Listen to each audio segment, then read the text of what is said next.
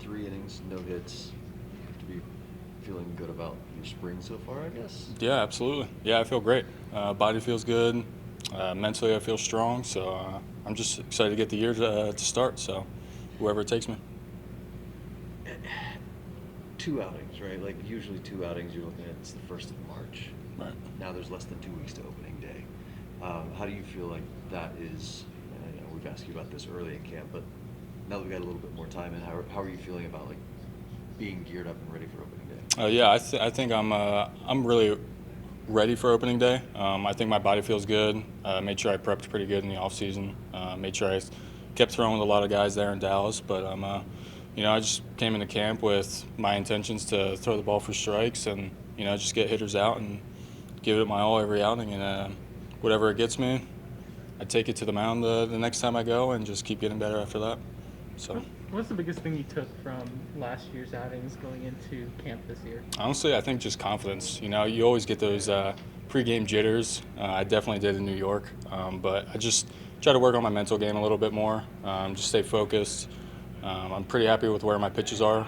It's just refining them and tweaking them, just getting them more in the zone. So It's, I guess, no secret that you guys are kind of embroiled in this competition for that fifth starter spot. How do you feel kind of, I don't want to ask you to like compare yourselves to the other guys, but how do you feel like you stack up right now? I'll support them wherever they are. I'm here to help the team win in any chance I get. I'm just here to get the team to win. It's obviously a competition. I love those guys; they're great pitchers. But at the end of the day, I'm here to help the Rangers win. And if they're there, cool. If they're not, it's what it is. So yeah. Camp been like so far? It's good, man. There's a good vibe here. A lot of new faces, but so far so good. I mean, we're playing well. Everybody's getting along, so I think camp's going really well. Returning to not just the bigs, but pitching in America last year. When you look back on that, what were some of the things that jumped out to you when you compare yourself to the version you were before going and playing overseas? Biggest thing was confidence. I didn't have that before I left, and I think pitching last year, I felt like I belonged at the big league level and was more confident to pitch there. What were some of the things that you went into this offseason working on? I developed a changeup late last season, so that was one of my main focuses, was kind of toning that up, cleaning it up a little bit, and being able to throw it more in the zone and have a little bit more confidence with that changeup. And we've talked to starting pitchers about how the lockout impacted them and their ability to get ready. For relievers, you don't have to worry about going 6-7 innings. Did it impact you at all, or not really? Not really. I kind of just stuck with my plan, just kind of went along that same progression and just did whatever I was going to do in camp and just started it at home instead of starting it in camp. So it didn't really affect me that much. A lot of young guys joined the pitching staff last year in the rotation, in the bullpen. You're, I guess, one of the older guys in the group. What stood out to you about the young guys who are coming up and getting their opportunities both last year and so far in camp? I think there's a lot of guys, young guys that you're talking about in this organization that are hungry, and I think a lot of those guys came up there and did a good job of just kind of taking that role and going with it. Barlow did a heck of a job of moving into that closing role and just stuck there, because I think he was hungry for it and he wanted it and he took it. So, and same thing with Snyder, he came up and did a really good job of getting the innings that he had and doing what he had to do. So I think that's what stood out to me. As long as we can have those young guys come up and be confident in the progression that got them there in the first place and just keep going with that, that's going to help us in the long run. We've talked to some of the hitters about having a new set of hitting coaches. You have the same group of pitching coaches returning in Dougie and Sags. How much does that help, and what sort of an impact have they had on you? Doug and Sags are great. I think they're obviously stuck around and are here for a reason. They do a great job. They communicate really well. Doug is really good with hitting with approaches to hitters, and Sags is really good with the analytical stuff. And so I think that having both of those guys as resources for the guys in the bullpen and the pitching staff in general is a huge thing. They bring a lot to the table, and it's a good resource for everybody. Who's the dirtiest person amongst people in the bullpen? The dirtiest, like just bad locker, maybe they smell bad, I don't know. I'm gonna probably go with Barlow. He's reading a book right now. Can we confirm that he actually is reading it, or is he just staring at it? I don't know what he's doing over there. He's always quiet and just staring into his locker. It's been a while. He hasn't changed pages. I don't know if he's actually Yeah, reading. He may not be reading it, but it sounds like looks like he's not paying attention, so he might actually be reading. Okay. Thanks, Spencer. Yeah. All right. Thoughts on camp so far? Thoughts on camp? Good vibes. It's a different clubhouse, different faces, but overall, really good. What can you tell us about the outfield group and just the different faces, the returning faces, as far as how you guys are coming together and what you've seen from those guys? Yeah, we have a dope outfield group.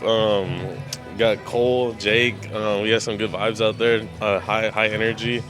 For them to be able to be there, and obviously those are two really good defenders, and then on top of Dolly and Leo, and being surrounded by all those dudes, those are all quality human beings and really good outfielders. So being around all of them, you learn every day, so that's good. You said something to me yesterday that stood out about your approach at the plate in these games this year compared to last year. That you're treating it more like an actual game as opposed to just going up there and working on stuff. Why did you decide to change your approach, and how do you feel like that's helped you? I just feel like it's like you can't turn a switch on and off at this level. You have to kind of always keep that switch on, and you don't want to go on the opening day and trying to flip the switch and be like, okay, now it's serious. Kind of just trying to keep that approach going into the regular season and just keeping the same thing and trying to work on those things. I know you've referred to Marcus as an older brother figure for you. In what ways has he already impacted you in this brief camp so far? Yeah, he's been like that for me for a while now, but having him in the same clubhouse is special. Just to have a shoulder to lean on, and he's been through everything, the ups and downs, and just being able to have him right there with you is pretty cool to see. You've never been afraid to share goals that you have for the upcoming season. Have you thought about what your goals are for this season? Not yet. I'm just trying to go out there and just put together good at-bats and try to help the team win, no matter what it takes. But yeah, I think if we get a team just 26 full of guys like that and doing what they're best at, then I think we'll be that's a recipe to success. Earlier, Woody said that you have shared with him that you're more comfortable against lefties. Now, a few years removed from what happened almost 2 years ago to the day, do you feel more comfortable, and what do you think made that change? What allowed you to get back over that hump? Yeah, I think I feel more comfortable. Obviously, I've been wearing a C-flap the last 2 years, ever since I got hit in the face, but this year I don't wear a C-flap no more. I feel like it's more of a psychological thing. You see the C-flap and it instantly reminds you of what happened, and for me, eliminating the C-flap is huge because I don't see it anymore, so I don't really think about it, and I'm on top of the plate again. So that's another big thing for me. I know I got off the plate the last 2 years, but going back on top of the plate for me is beneficial for me because it eliminates some of the pitches that I don't have much success on, and just trying to get back to my strengths. Yeah. I'm good. Okay, so I'll repeat the question. So Leody Tavares not going to be on the opening day roster. What was the thought process behind that? Listen, I think we all agree as an organization internally the talent that this kid has. The one thing we weren't going to do, AAA season starts or AAA camp breaks soon.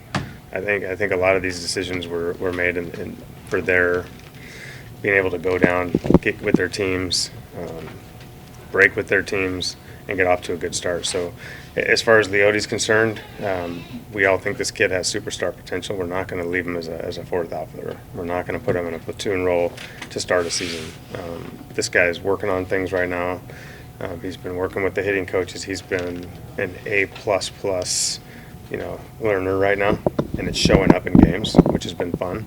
But at the same time, I want to make sure this guy doesn't have the stress load of saying, I got to make the team.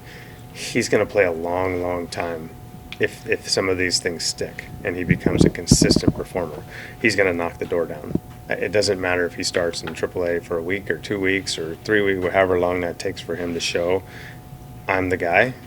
We all believe he will be. And I made that clear to him.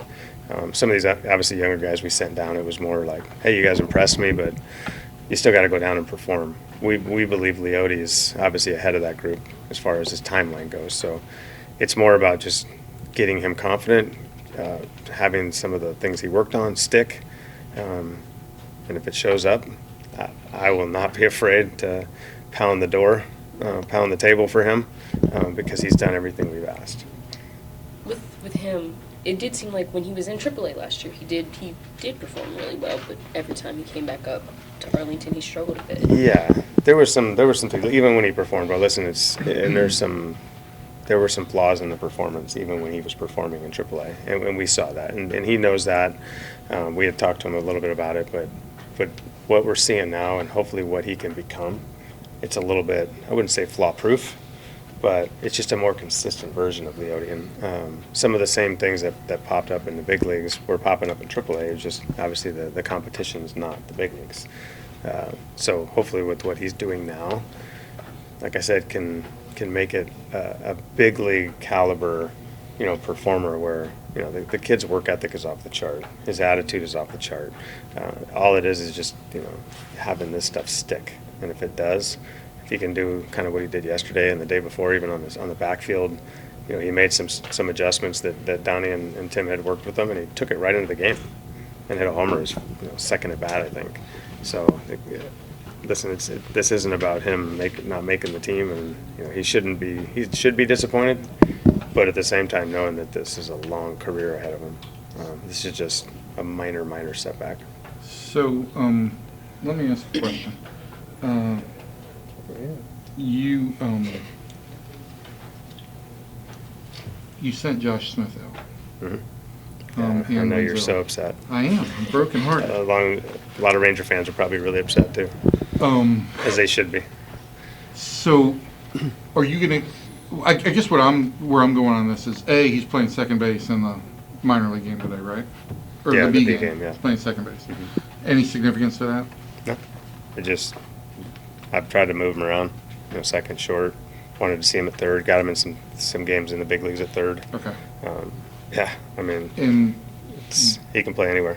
in B, I assume you're still going to need some infield depth the next week or so. Are he and Wenzel going to continue to get looks Yeah. over here? Yeah, as long as I feel like it's, when these guys start going deeper into games, I don't want to bring a kid over and have him play a half inning at defense or 2 innings at defense and maybe get one at bat. Like if the development is to get him consistent at bats, if he plays 2 games over there, or if I know, Simeon's only going 3 at bats and we're on the road, good time to send him over there, because especially the way we've been hitting the ball, that leadoff spot or whoever's going to get 5 at bats. So I'm pretty strategic in where I put him in the lineup, backing up. Like, All right. Duran's obviously, Wenzel, they're backing up in the big league game today for a reason, up at the top of the lineup, because I know there's a chance they could get more at bats. And is the expectation now that he and Wenzel will play together at Round Rock?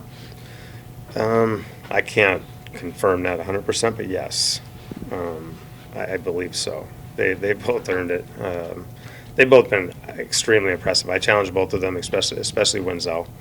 Wenzel just hasn't played in his career in professional baseball. I mean, we love the kid. These guys have to go down and play, and that was my message to them. They've done nothing but impress myself, our entire staff, the entire fan base, the entire organization. They put themselves on the map, and all that did was put themselves on the map. You know what I mean? And I wanted them to be like, hey, if you're going to be a true everyday big leaguer impact player, you got to do it 162 games. And so having a great spring is a great, catapult for them, confidence-wise.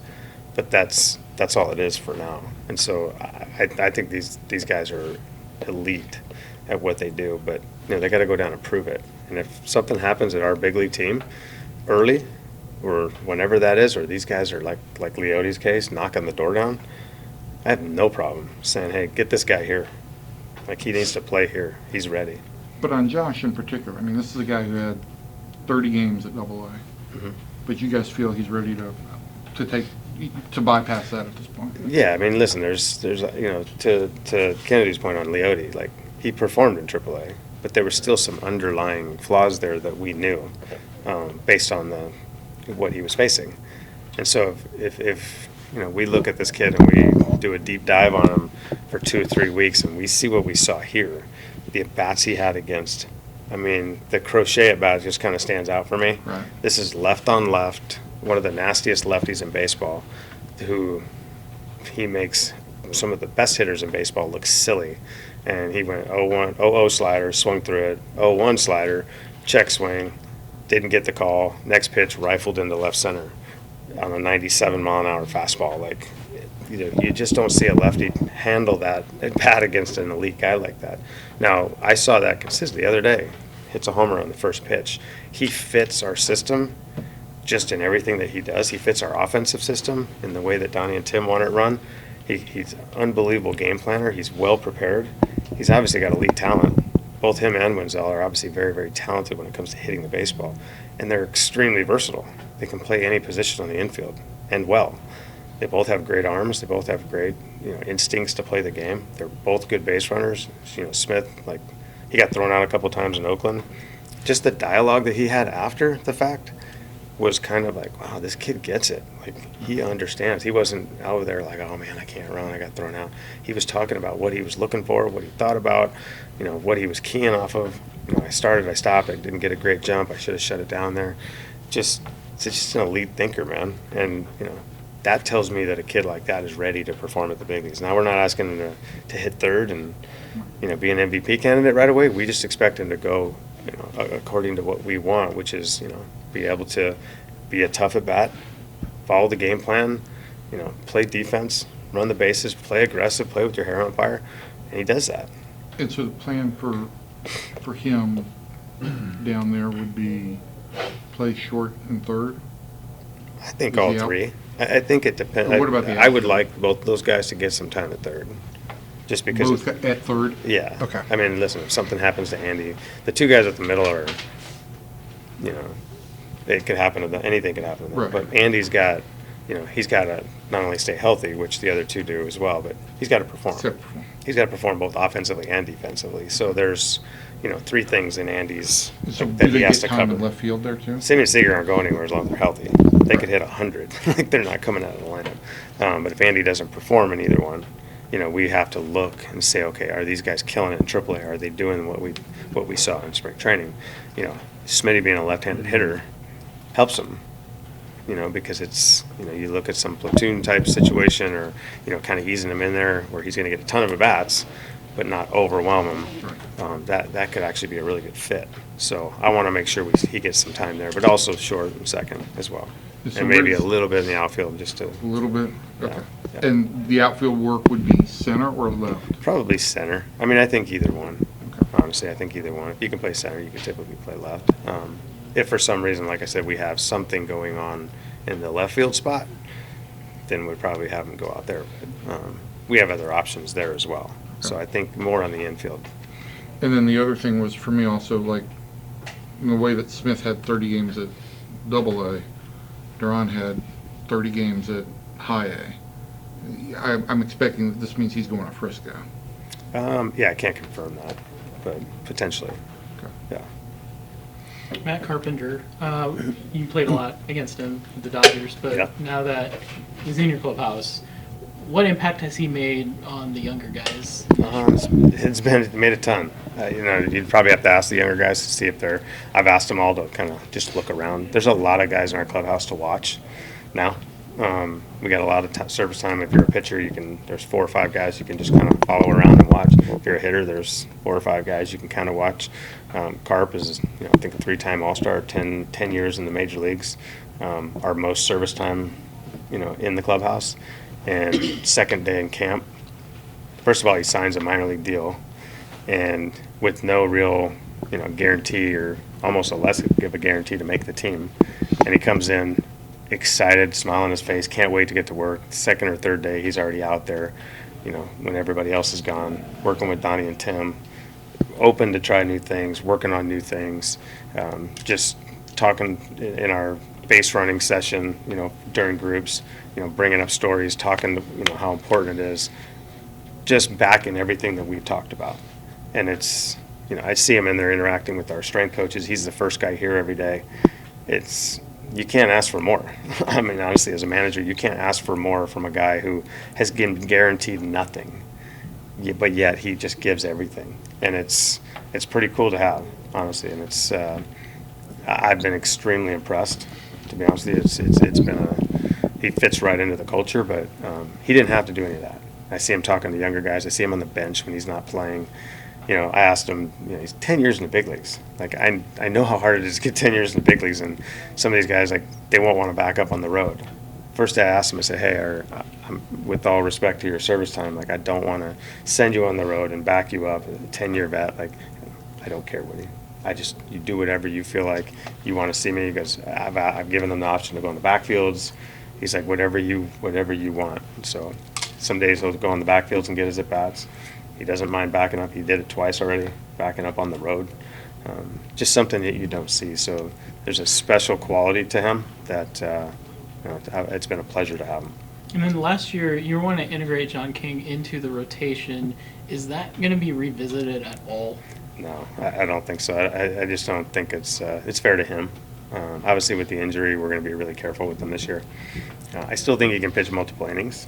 This guy's one of the most effective pitchers in baseball before he got hurt. He's obviously got wipeout stuff, and he's got a sinker that nobody can get in the air. Just a lot of weak ground. All his hits last year, I felt like, were weak ground balls. So we are going to take care of him. But in the bullpen, there are demands. You're going to have to be able to go back to back.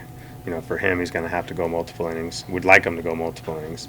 If it doesn't turn out that way, and if he starts getting sore or something like that, then we'll just cut it to maybe one inning. But yeah, we're not gonna revisit the starting thing, at least not anytime soon.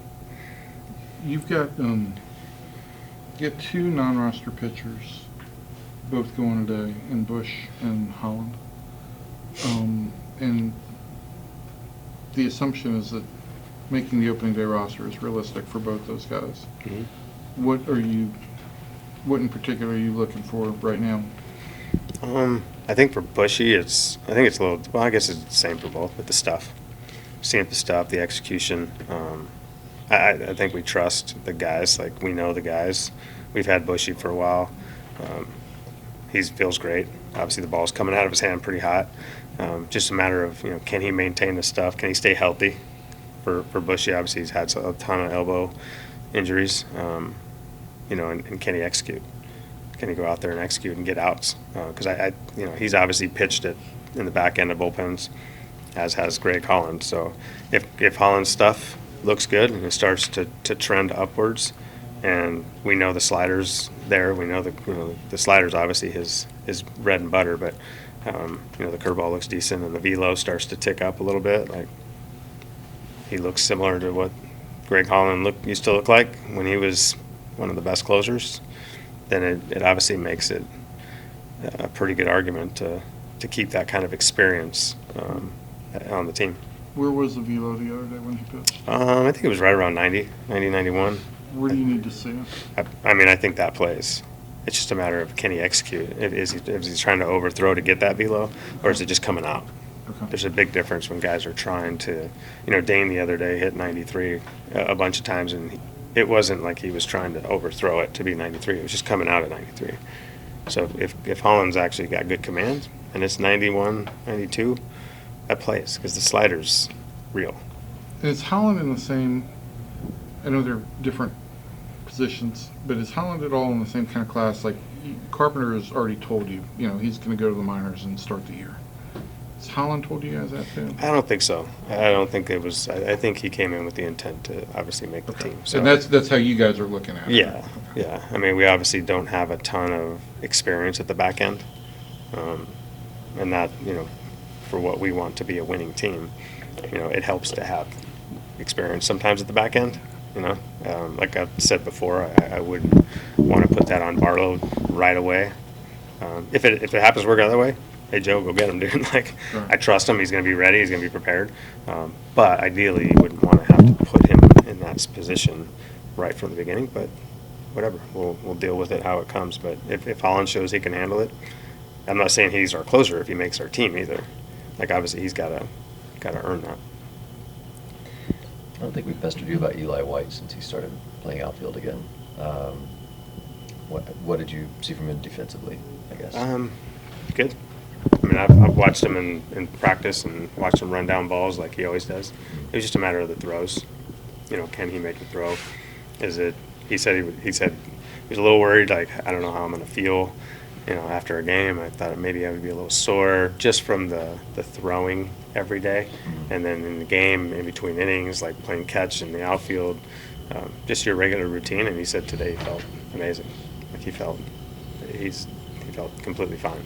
So he's on track still for opening day if he. As of right now, yeah. I mean, there's been no setback. Yeah. And honestly, it's just been encouraging that there's been no issue. You know, I guess I can knock on myself, knock on wood. But it's hopefully that stays the same. Yeah. As I know, the first week or two, we were like, Eli White's hitting bombs.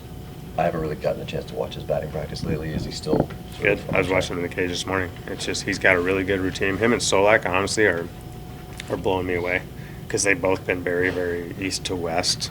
You know, swingers their whole life, very on top hand heavy, and you know they've really embraced the north to south swing that you starting to show up in games. They still get a little pull hook at times. You'll see the foul balls like line drives in the seats. It's like those are hopefully will be cleaned up and hit into the left center gap.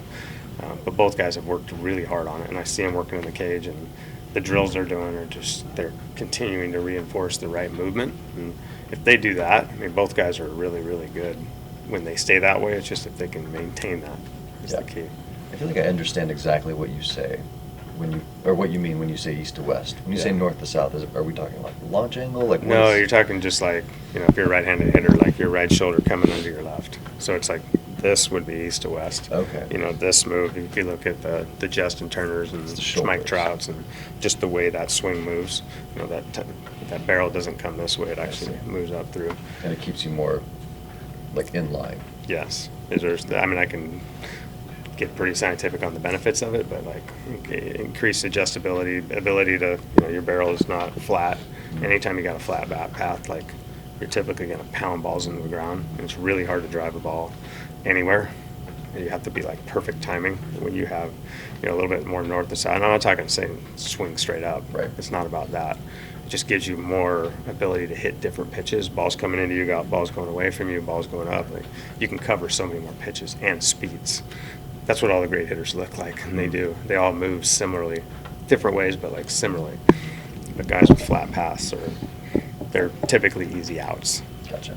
And we're trying to get, obviously, those two guys to get more, like I said, north-south.